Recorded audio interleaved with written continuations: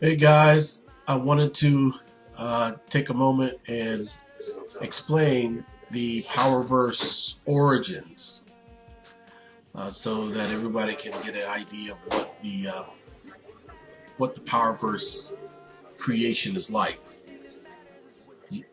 That way you'll know it. If you want to use it, you can. If you think there's space to interject your characters into it, or you can or not. But this is what it's about. In the beginning, there was nothing. Vastness, darkness, there was nothing. But what erupted from that was the cosmic womb, the womb of creation. And it's the womb of creation because the first thing it birthed, and the only thing that we know of, is a being of light named creation. The cosmic womb gave birth to creation. And he, being alone, wanted to have a multiverse that he could love and cherish. But he wasn't going to build it by his own hand. Instead, he chose to create these giant beings called the architects. He equipped them with cosmic tools and cosmic gloves. These gloves and tools could hammer out time, space, cut the fabric of the cosmos. And that's what the architects did. They designed a universe. They created the concepts of gravity, light, dark, density, time, space, matter. And they hammered out a creation for him. When they were done, they had no will of their own, so they would have no desire to create something for themselves. They were locked away in the cube of the architects. Now, this reality had rules that the architects had created, things like time, space, and gravity. So creation appointed a council of omni-gods, each looking over a particular asset, like Father Time, the records keeper, the storyteller, so a Lord of Light, the King of Darkness, the being of space, so on and so forth, good, evil, consciousness, those things. Those are the omni-gods. You can call them whatever you like, but those are the omni-gods. The Palace of Infinite Light is where the Lord of Light lives, and the omni-gods live there in that city as well. The hall is where they conduct their business.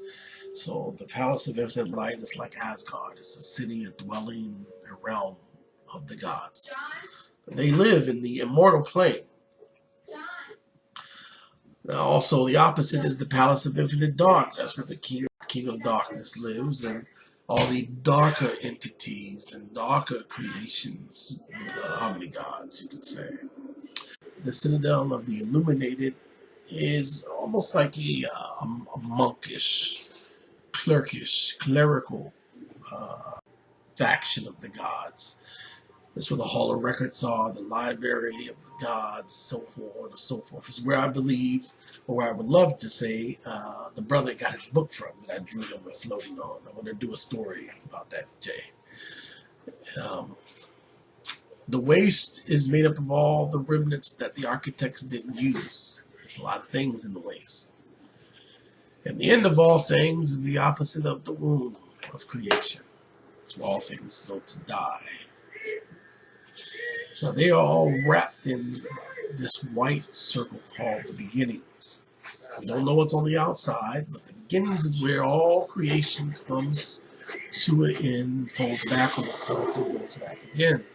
It recreates itself. Now, the mortal planes. The mortal planes are separated from the immortal plane by something called the prime material barrier. Everything inside of here is where we all live, where the multiverse lives. There's 10 great planes. There could be more, there could be less, but these 10 seem to stand out. And they all exist in a field, the soup, called the resonance. And each are resonating at their own frequencies, and the barrier is the resonance itself. That's basically the resonance that keeps them separated from one another. When the matter density wave erupted, it thinned the barrier, it thinned the resonance, and it even thinned the prime material barrier. So now you have us crossing over through the resonance. The Axis Mundi is the cornerstone of the universe. It's what the architects built the multiverse on. It is the Rock of Zion, the original intent. It is the cornerstone, the fulcrum of the universe. It is a zone, a realm, and some say it is an actual being.